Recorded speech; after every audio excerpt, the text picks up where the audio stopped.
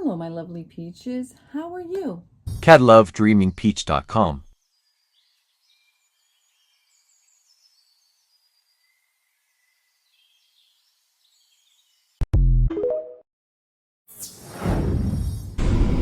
It is the next day. Yes, it is. Make me an instrument of peace. This is a beautiful prayer on my Buddhist flag here.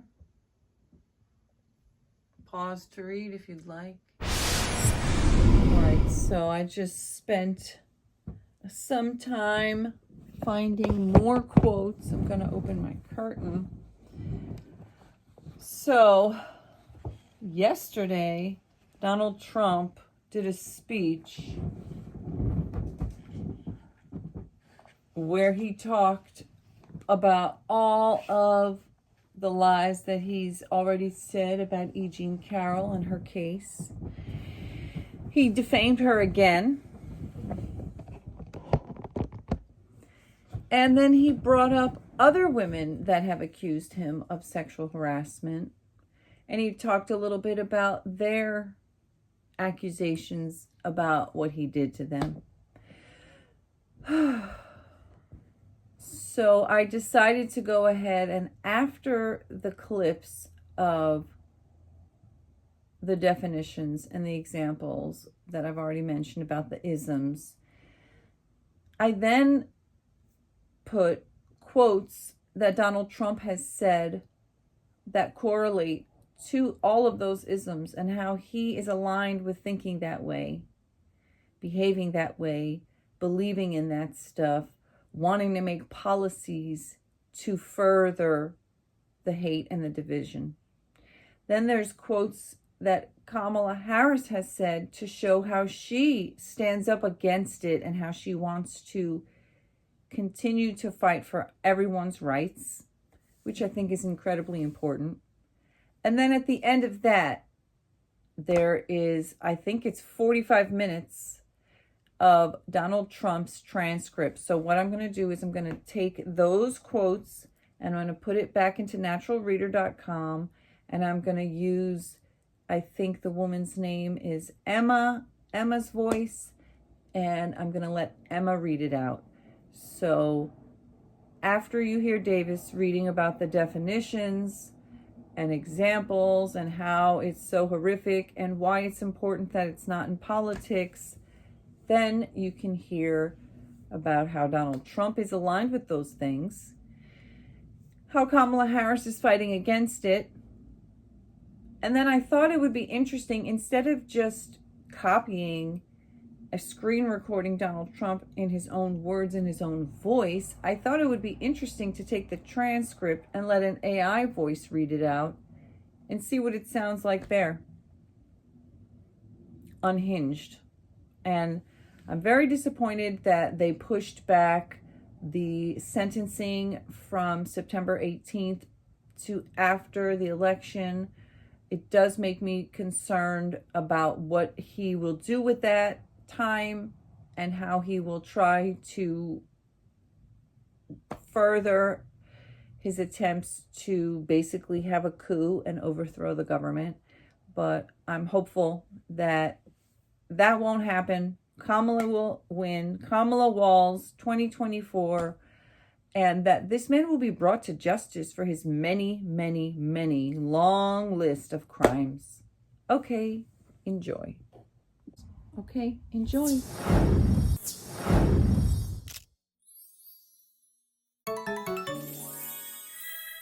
CatLoveDreamingPeach.com.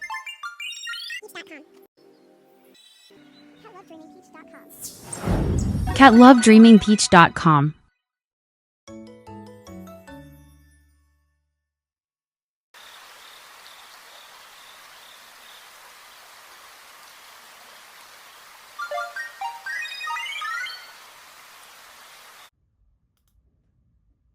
Attorney Roberta Kaplan, we really appreciate your time this morning. Thank you so much. Love being here. What was it like to be with Donald Trump in that courtroom? He did not attend your first trial, but he was there when it came down to the money and what it would cost him. You hadn't seen him since 1996. Hadn't seen him since he assaulted me in the dressing room, and preparing to see him was terrifying. The days leading up, as Robbie brought me around stronger and stronger. It was so, I hadn't slept, I hadn't eaten, I couldn't think, I lost my language when she was trying to prepare me to go to do testimony in front of Donald Trump. And then when we were in the courtroom and Robbie went to the lectern, she said, "Good morning, Eugene. Please state your name and spell it for the jury, for the court." And there he was, and he was nothing. He was just no power. He was zero. I was flabbergasted. And from then we just sailed through. She brought me in. She said, "Say your name." And I just looked at Robbie, saw he was nothing, and it came out from there. Did you make eye contact with him? Many times. And what was that like? He's an emperor without clothes. It's like looking at nothing. It was like nothing. Were you surprised by that? Because the environment, no, I can, but the environment, not just from what you went through, but also the environment in that courtroom was a very different, very volatile, very heated environment in terms of both Donald Trump's attorney and Donald Trump. For it to end up like that, were you surprised? Yes, I had been prepared for the worst force, on the earth today, the most powerful, the most effective, the most money, the richest, the most, and there he is, he's nothing. Why? It's just the people around him who give him the power. It's the emperor without clothes. It's Hans Christian Andersen's fairy tale. People just gave him clothes when he wasn't wearing any. Remember the fairy tale? So that's Donald Trump. Robbie, you're giving your closing argument, and Donald Trump gets up and he walks out. And I'm not sure if you could see him out of the periphery, right? I think your back was to him. But what did you think when you learned that he walked out? Yeah, so it's true. I didn't see him at all because I was facing the jury and he was to my left. But the judge said something. He told the whole courtroom that he'd gotten up and left and walked out. And I thought to myself, whoa, like in a case about whether you can follow the rules or not, and you can not be a bully, not following the rules and acting like a bully is not a good move. So I thought to myself, like, okay, that's just going to give us more money, honestly. You got awarded over $83 million from this jury. Trump's obviously appealing. He has the right to do that. Big question over the next couple of weeks, is he going to get a bond for that $83 million? If he doesn't, when could your client see that money or some of it? So he has two choices. He either has to post a bond, it's called an appellate bond, which requires him to put down 20%, or he has to deposit, which is what he did for the first verdict, the entire amount with the court. So 83 plus 9%, so call it $89 million. If he can't do either of those, then we can start collecting right now, and we will, for sure. Do you believe he can do either of those? I don't know. He didn't get a bond last time, so maybe he's going to try to deposit the funds. I don't know what he'll do.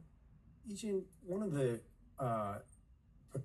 paradoxical is probably the best word I can put it, dynamics of this moment for him, for the former president and his legal troubles has been politically, he only seems to get more powerful within the Republican Party.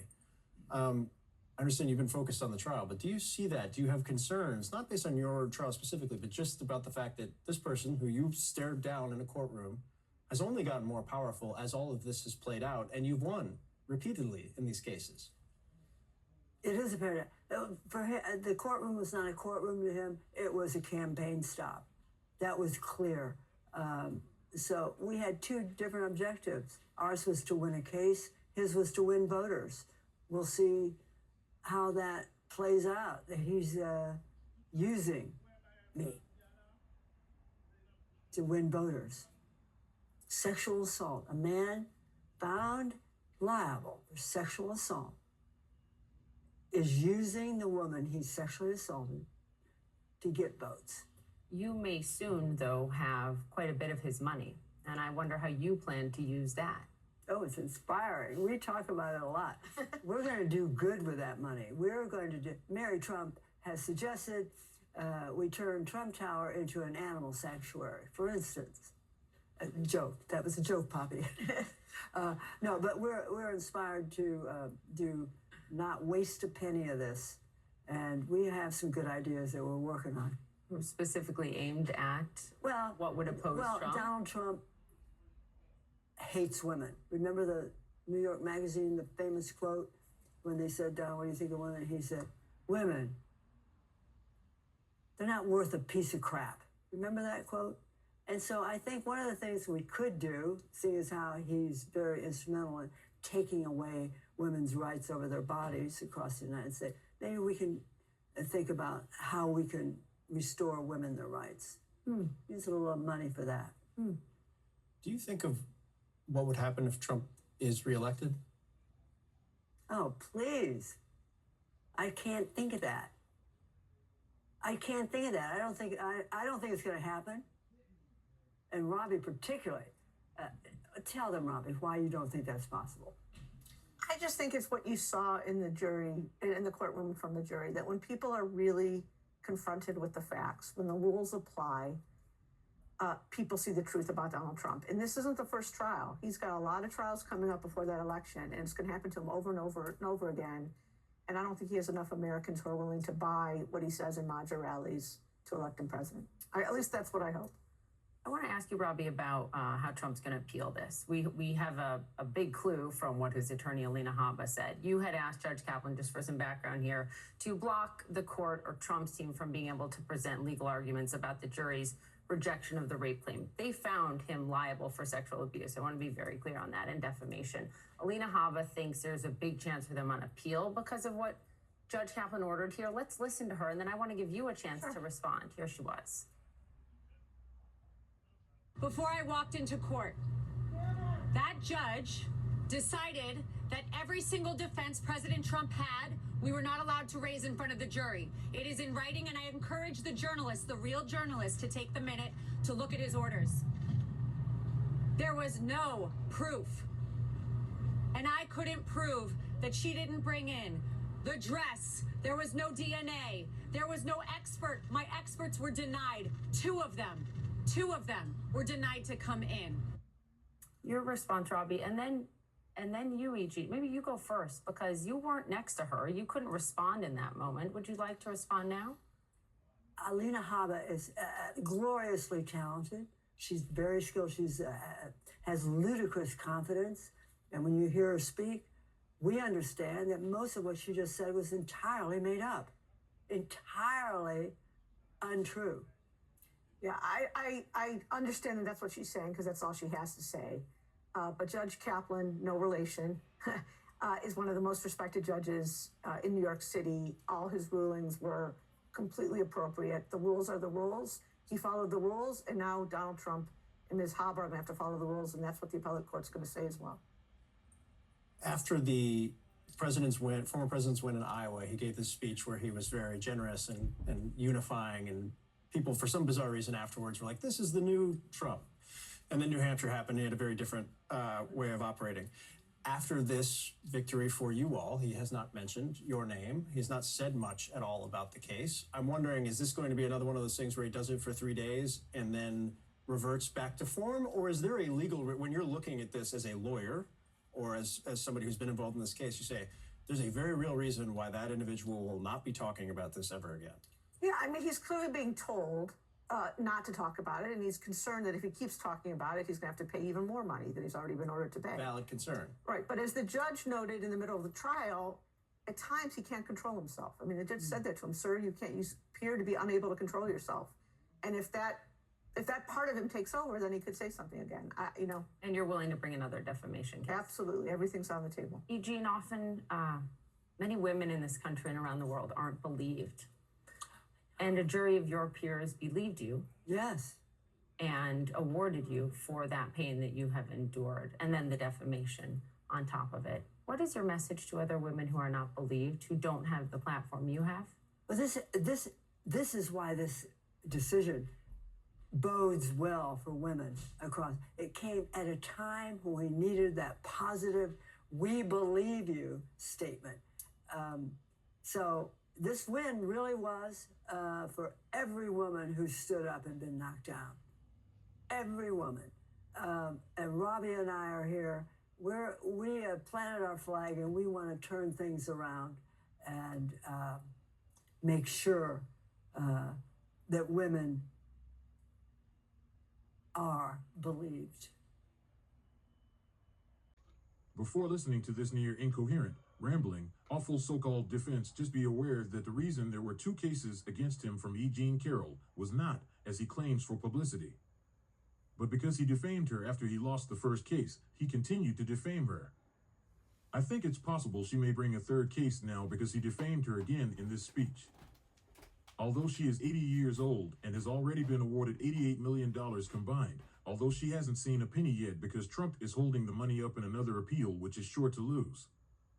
Just note E. Jean Carroll was already rich when they met, and she has no need for his money nor publicity about this awful, horrific situation where he raped her in a Bergdorf Goodman store dressing room.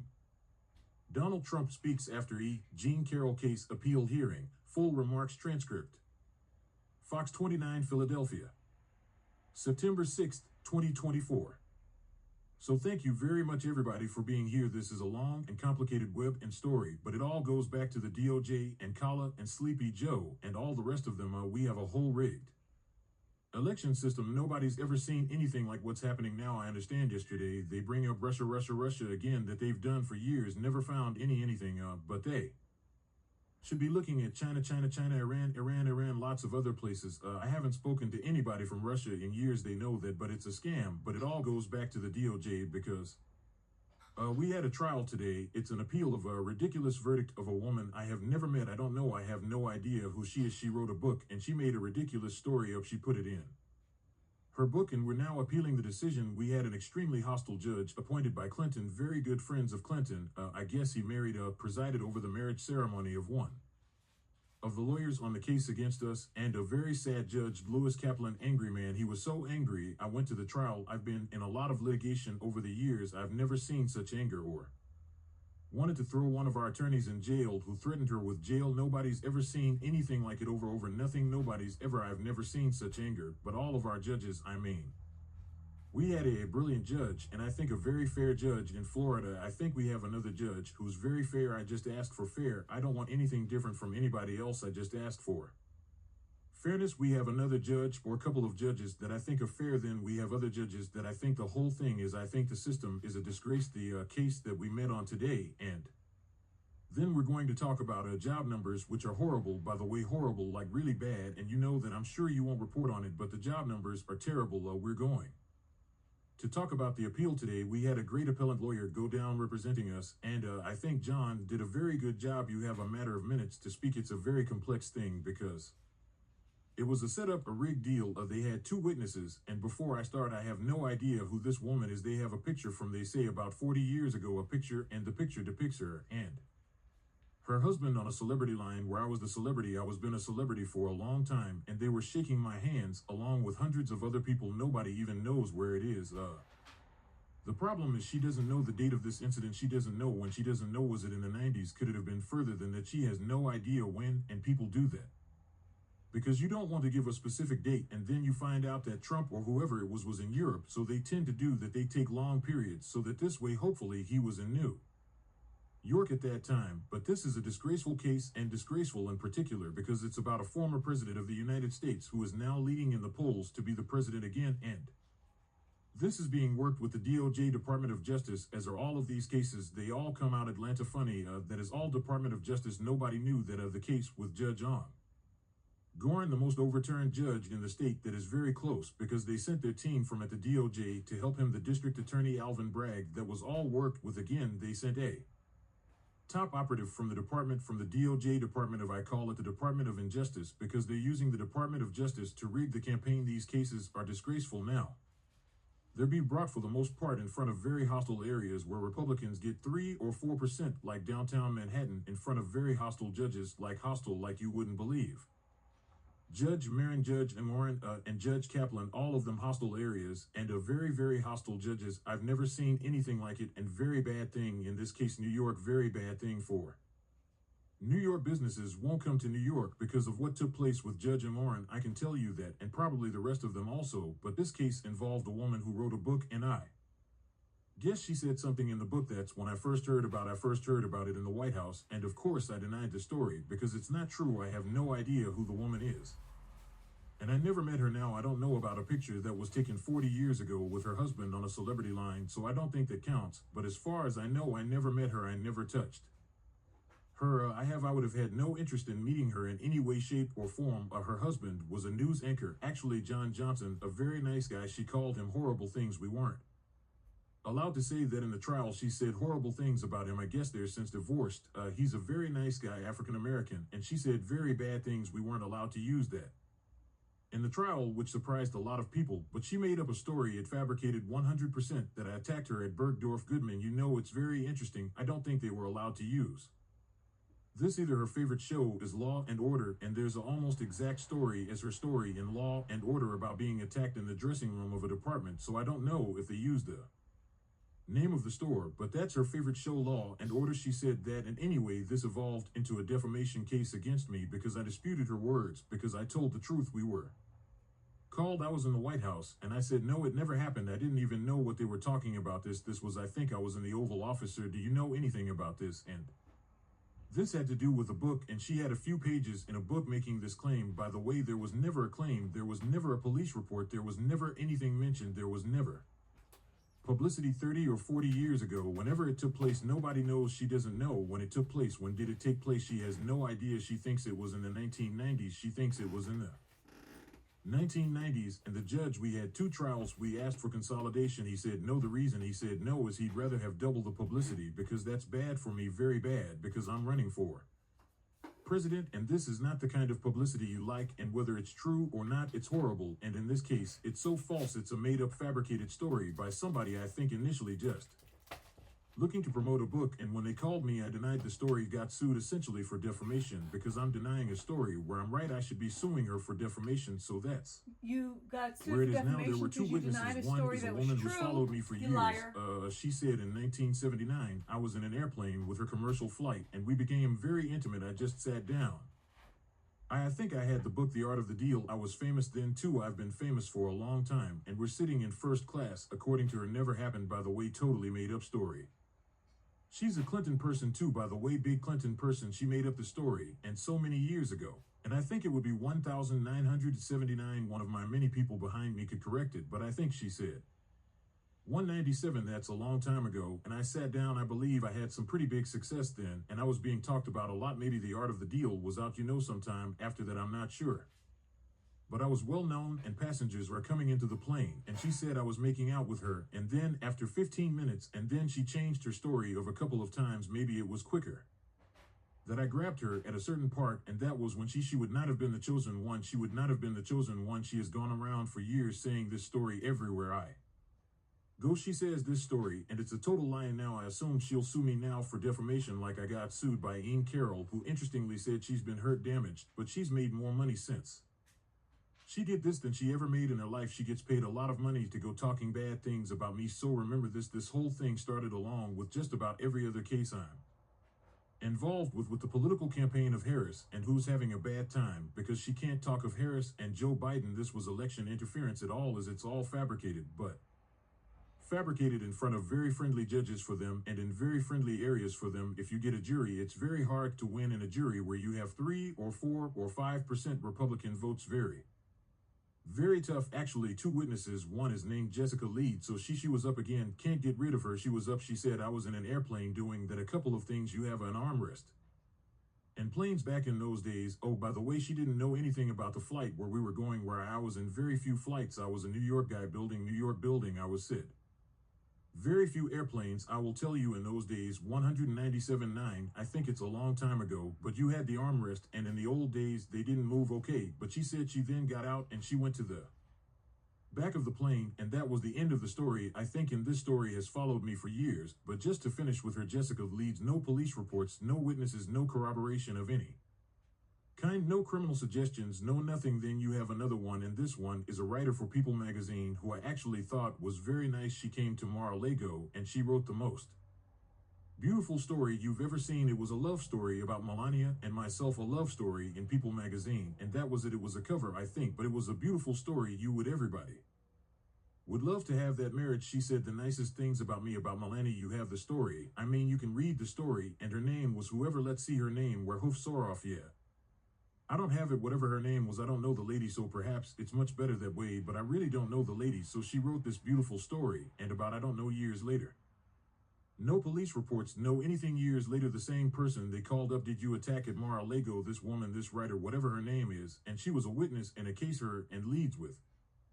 The two witnesses, only two witnesses, did you attack her? I said, who is she? And they said she writes for People magazine. I said, I don't know anything about the lady. If I had a story long ago, years before, about People, but it was a very nice story, so I don't know, has to be made up because I don't know what you're talking about. It turned out that the same lady that wrote this beautiful story years later said I attacked her. Now think of this, oh, and she said the butler knew everything. The old expression, the butler did it right, very famous in crime stories. Well, the butler was Tony Sinnel.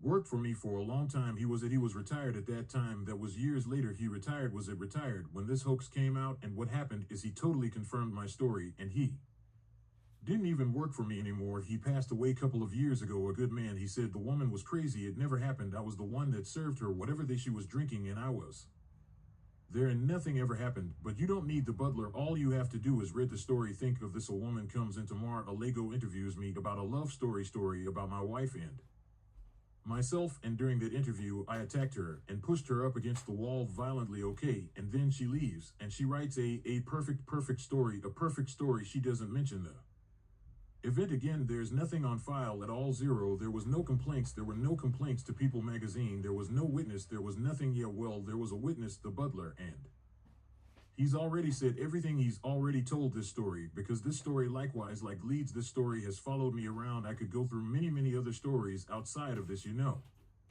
It's very funny when you're rich and famous, you get a lot of people come up with a lot of stories, but you're writers, and some of you are legitimate writers, and some of you aren't. Some of you are fake Really funny, huh? news, and some of you are real news. But put yourself in my position. I'm running for president, and I have all these cases all of a sudden come out, and they have fake cases, and they report back to DOJ, and you have Lisa Monaco, one of the people at DOJ, who I saw the other day talking about the Russia of hooks, and yet she's friends with Andrew Weissman and that whole group and crew, who should be sued, by the way, because they're not a charity. All they are is a political organization that goes after Trump for the last 8 years. I mean, he's a sick person that runs that too, but Lisa Monaco is in the Department of Justice, but she's an Andrew Weissman person who's been after me for years. So far, he's failed, and he's having a heart attack because I'm leading in the polls. I guess if No, you're you not. look at the Nate Seela, very Liar, respected Trump. guy. I don't know him, but he has me up by a lot. So let's say we're leading, or let's say we're tied, or let's say what difference I'm in the race. It's between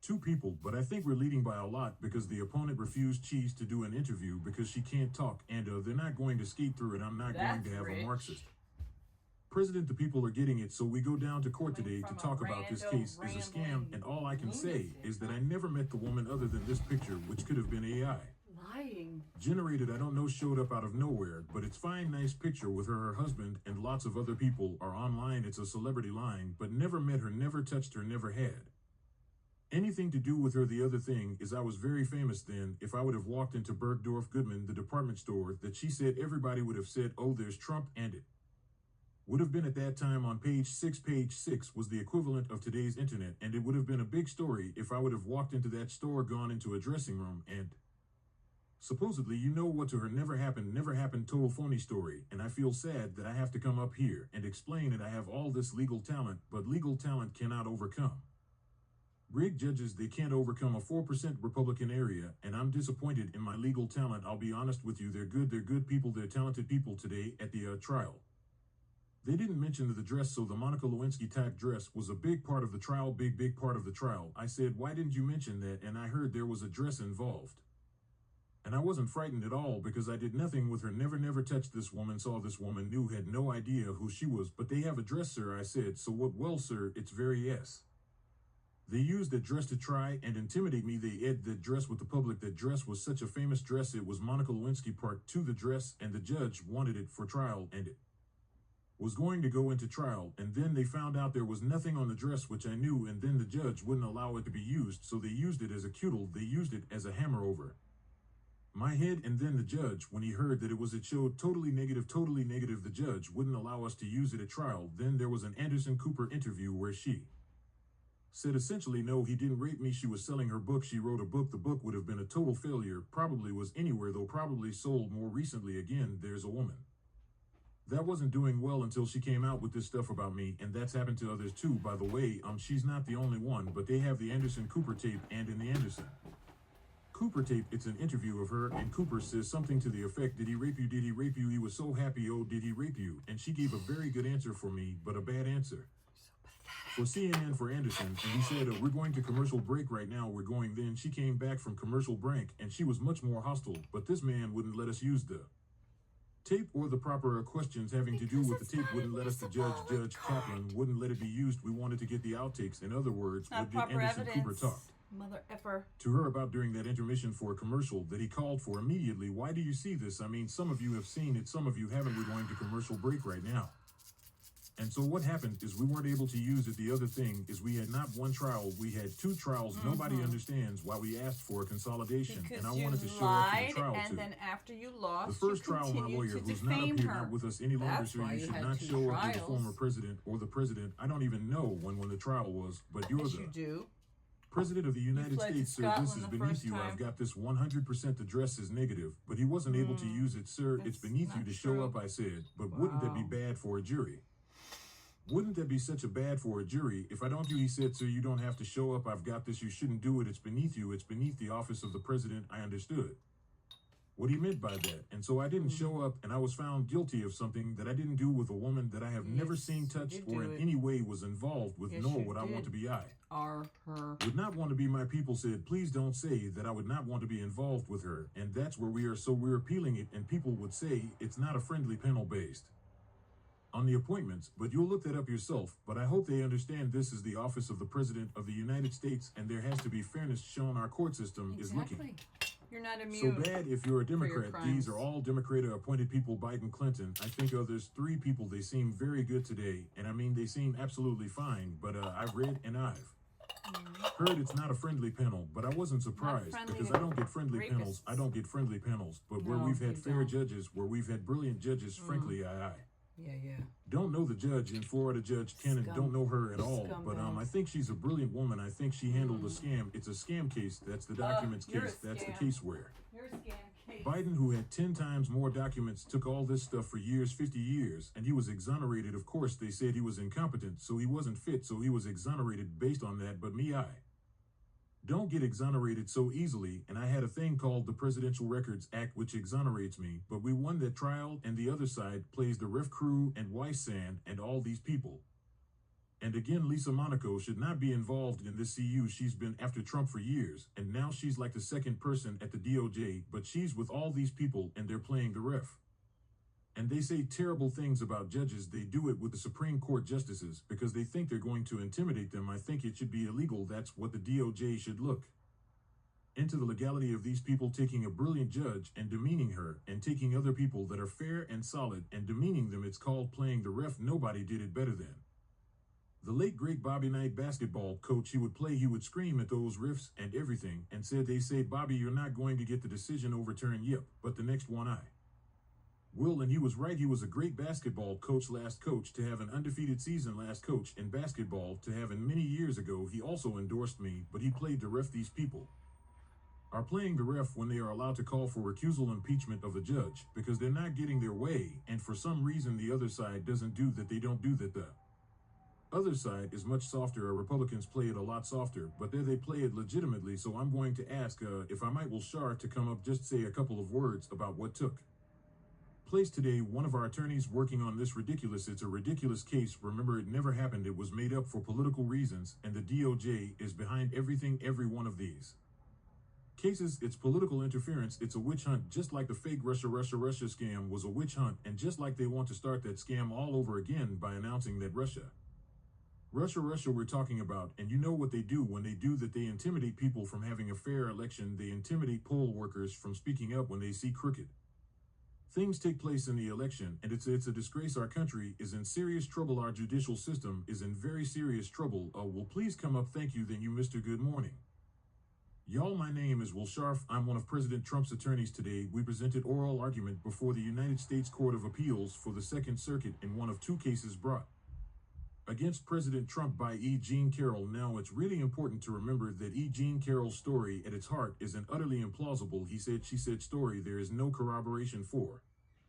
Anything she has ever claimed about President Trump, there are no corroborating witnesses. As President Trump alluded to, there is not confirmatory DNA, no police report was filed at the time of this alleged incident. She was unable to identify when this incident occurred until quite recently. No surveillance evidence or witnesses have ever been found or come forward confirming any aspect of E.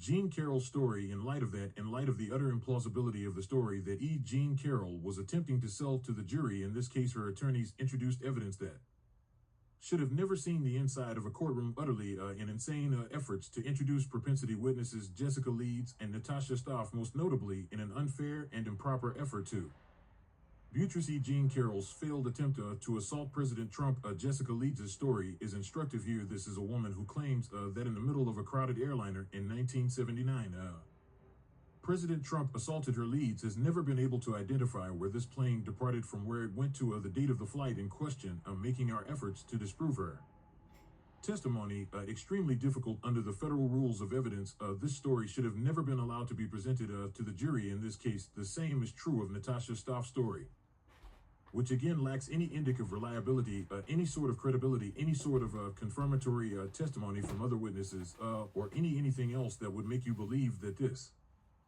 actually happened. So on the one hand, you have a judge who allowed in this improper propensity evidence that should not have been allowed in our view, that polluted the jury's deliberations in this case, that presented a story to the jury of a series of a pattern of conduct that the jury should not have been considering, and we think that absent that propensity evidence, no fair jury could have reached the verdict that was reached in this case, and as a result, we believe that this verdict needs to be overturned. But there's more than that. In addition to this improper propensity evidence, President Trump and his trial team were prevented from cross-examining E. Jean Carroll and other witnesses on crucial issues in particular relating to political coordination and the political motivation behind this entire lawsuit. This is a lawsuit that was instigated in large part by George Conway, a longtime political foe and adversary of President Trump. This is a lawsuit that was funded by Reid Hoffman, a key political ally of the Biden-Harris administration and a major Democrat donor. We were limited in the evidence we were allowed to present at trial. About these crucial facts, we were prevented from cross-examining E. Jean Carroll on aspects of that dynamic that underlies this entire lawsuit and that too unfairly corrupted the jury's deliberations in this case and requires reversal of the jury verdict. I think this political coordination point is particularly important, though it's important to emphasize, because what we have seen in the last few years is a weaponization by the Biden administration and by their political allies of our legal system and of our courts to unlawfully, unconstitutionally interfere with President Trump's core First Amendment right to run for president. That is a right guaranteed to him by the Constitution. That is the right that his political opponents are attempting to strip away from him. We have seen this in case after case after case where unfair political motives have underlaid what should be serious legal proceedings. And I think when you look at this situation in Toto, when you look at what the left, when you look at what the Biden-Harris administration is attempting to do to President Trump, this is insane. This is an absolute abuse of our legal system. It's an absolute abuse of the rule of law. It should be deeply offensive, not just to political supporters of President Trump, but to each and every American. With respect to today's appeal, we are hopeful that the Second Circuit understands what's at stake here. We are hopeful that the Second Circuit understands what occurred during this trial, which was an improper use of evidence to Beatrice E.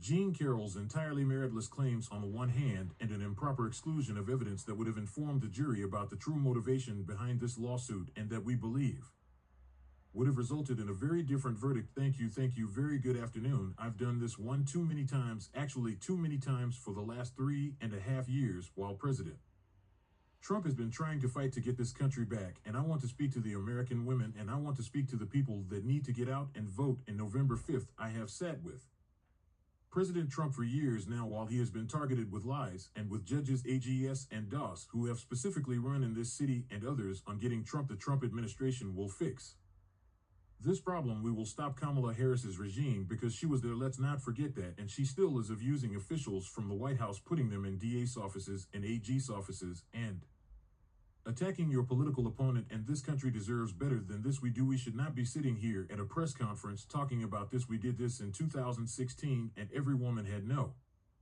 Reports, they come out when it's election time, and as a woman who has stood with President Trump, who has spent extensive time with President Trump and with his beautiful family, I will tell you that is not President Trump, and I completely am disgusted by what I have seen happen to this person, his family, and the Trump organization that we stand in right now. You must vote Donald Trump back in, because as an attorney, as a woman, as a mother, our future, this country depends on it, and we need to stop this from happening. The DOJ is supposed to help our country and protect us, not attack us, because you cannot win in the polls. Thank you very much both. And just in finishing this, we have numerous other trials that are also very much in coordination with the DOJ. They actually took just about their top person and they put them into the offices of the Attorney General of New York, and then also the office of the Dede Bragg's office, to make sure the case is brought viciously against their political opponent. And it's a shame businesses will not come to New York because of it. They actually, in the case of Engoron, they used a consumer frauds case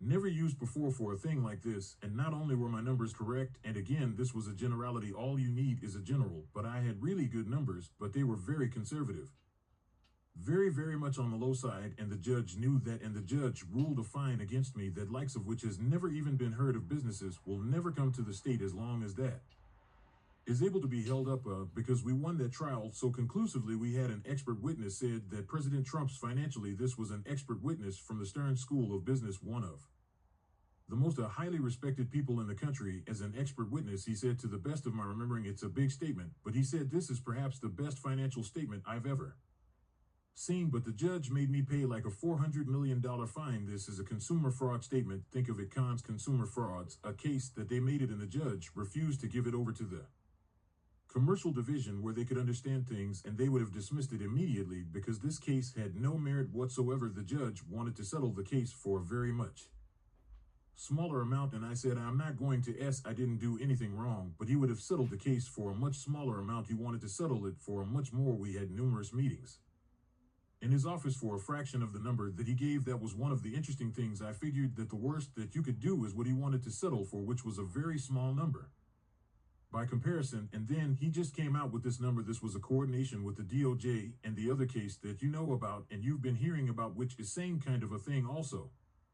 In coordination is the Bragg case, and they actually wanted to put them together in New York. They wanted to put the case together with the Attorney General case, but they both wanted credit. They couldn't understand, they both wanted credit, so they had their own cases, and it's very corrupt in New York, and very corrupt. It's a very corrupt place and doing very badly. But when people see what happened, and when they see, I've had so many calls from business people saying this is just terrible. Today there was a story about somebody in Southern District who's highly respected knocking the hell out of both of those cases. Say it's an embarrassment they were allowed to be brought, and I'm going to write out a list of things from Alan DTZ, Andrew McCarthy, Greg Jarrett, some of the greatest people, all legal scholars, great people, Jonathan Turley, like 10 highly respected, the most highly respected people that quote Calzi, Judge Calzi, that quote on cases, and shockingly, they can't even believe it. They said this case should not have been allowed to be brought, and that's about pretty much both cases, but it's about the case that we have in front of Judge Marin. That case is a disgrace, should have never been allowed. I did nothing wrong, and he took a non-existent,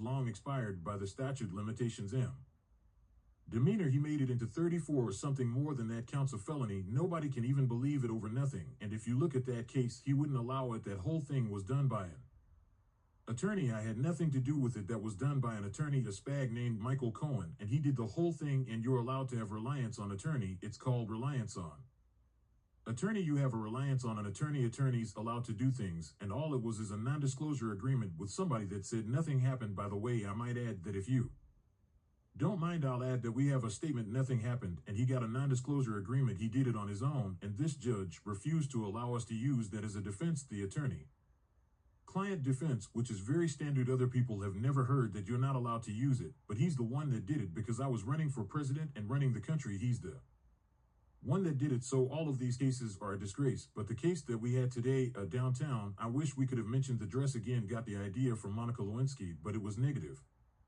Wasn't allowed to be used. I wish we could have mentioned many of the other things, and I certainly wish we could have gone to CNN and got the outtakes, what's called the outtakes. What did Anderson Cooper tell her during the commercial, "I'd love to find that out." So that's where we are. We have a very corrupt system of laws, but in that system we have some very good judges also, and I think in the end the good judges will prevail, and I hope Democrat appointed judges can see a scam like this where somebody just makes up a story probably out of, and he refused to do so. He wanted 2 cases, so 2 cases, 2 sets of lawyers, 2 everything. It's really very disgraceful. Let me talk about job numbers, because as you know, they just came out and they're basic disaster. They are really bad. You had numbers that are shocking. Native-born Americans, we lost 1.3 million jobs, while foreign-born Americans were able to take all of those jobs. So foreigners coming in illegally, largely illegally into our country, took the jobs of native-born Americans. And I've been telling you that's what's going to happen, because we have millions and millions of people pouring into our country, many from prisons and jails and mental institutions and insane asylums, traffickers, human traffickers, women traffickers, sex traffickers, which, by the way, that's the kind of thing that people should be looking at, because it's horrible, and it's turning out that migrant crime is far worse than any crime that we've ever experienced. If you look at Aurora, Colorado, they're taking over the place. They took over buildings, and this is just the beginning. You haven't seen anything yet. You haven't seen any. They've allowed well over 20 million people, in my opinion. Other people say, well, it's only 13. No, it's much more than 20. I think it's much more than 20. Our country is being invaded because of incompetent people like Kamala that doesn't want to do one interview. She does one softball interview with CNN. Couldn't have been nicer. Dana Bash, you know what? I gained respect for Dana Bash and for Jake Tapper, cause in my interview with Sleepy Joe, I thought they were very fair. Actually, I was surprised they were very fair. I'm going into very hostile territory shortly on a debate with ABC George Slow Dolos, and that group, and ABC, I think, is the worst of everybody. I think they're the worst. They're the nastiest. They're as bad as you can be. They're worse than NBC, which is saying a lot. And we have something coming, and the reason I'm doing it is because that's the only one that she would do it with, because her best friend is the head of ABC or ABC News, and her husband's best friend is married to that one. So, and Dawn of Brazil is there. You remember the famous Dawn of Brazil? She gave Hillary Clinton the questions. You remember that was a little embarrassing. She got fired, I assume, for that, but now she's working at ABC. So I said I'll do it anyway, because even if she knows the answers and knows the questions, I don't think she'll be very good, and this is not what our country wants, and I feel I have an obligation to do it. And she'd never stand up here like this and give a news conference and speak about what's happening with the weaponization of our justice system. This is the weaponization of justice at a level that nobody's ever seen in this country before. We've never seen it. You see it in third world countries, you see it in banana republics, but you don't see it in the United States of America, and it's a very sad thing. And I think I'm doing a great service by having gone through it and revealing it, because you know it came out with an indictment from the district attorney, which again just revealed today. And I hope you're going to do a story, because it's a big story. The Southern District of New York was, and this is a very highly respected group of people. Like he said, it was a disgrace that case was brought. It was a disgrace that the case was brought in front of Marin. The case is a disgrace, should have never been brought, and the case in front of Judge Morin. Just in terms of the case itself, we had 4 or 5 overturns in the appellate division. I only hope the appellate division, for the good of New York, other words, you just say God save the state, for the good of New York, I hope that the appellate division will do what's right on that case, because that case was a scam. But every single one of these cases that I'm mentioning, they're all hoaxes and scams, no different than Russia, Ukraine, the impeachment hoax number 1, impeachment hoax number 2, all these things that we won them all, but it takes time, it takes effort, and they're at it again. But this time, what they're doing is they're hitting us as hard as possible. You know, it's very interesting. It just brings to light the lawyer on the hoax that we're talking about now, having to do with E.G. Carroll. She said the way to defeat Trump is go after him civil as often as possible, make his life miserable, sue him all the time, keep him in court, and let him spend a fortune. That's the lawyer I have in the E. Jean Carroll case, and that's exactly what they've done. The only thing I can say that's good about it is the public understands, and my poll numbers, I believe, are higher now than they would have been without it, because the public understands it's a hoax, it's a scam, it's a political witch hunt, and some of you should be ashamed of yourselves. Thank you very much, everybody. Applause. English, auto-generated by YouTube. Some typo corrections by Cat Love Dreaming Peach. Join me on catlovedreamingpeach.com. Before listening to this near incoherent, rambling, awful so-called defense, just be aware that the reason there were 2 cases against him from E. Jean Carroll was not, as he claims, for publicity, but because he defamed her after he lost the first case. He continued to defame her I think it's possible she may bring a third case now because he defamed her again in this speech. Although she is 80 years old and has already been awarded $88 million combined, although she hasn't seen a penny yet because Trump is holding the money up in another appeal, which is sure to lose.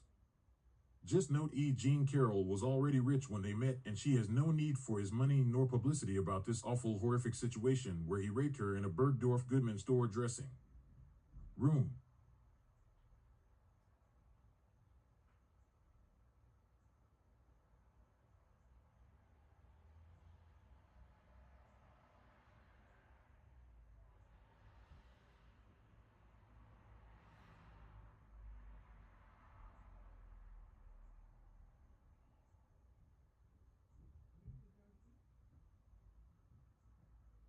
CatLoveDreamingPeach.com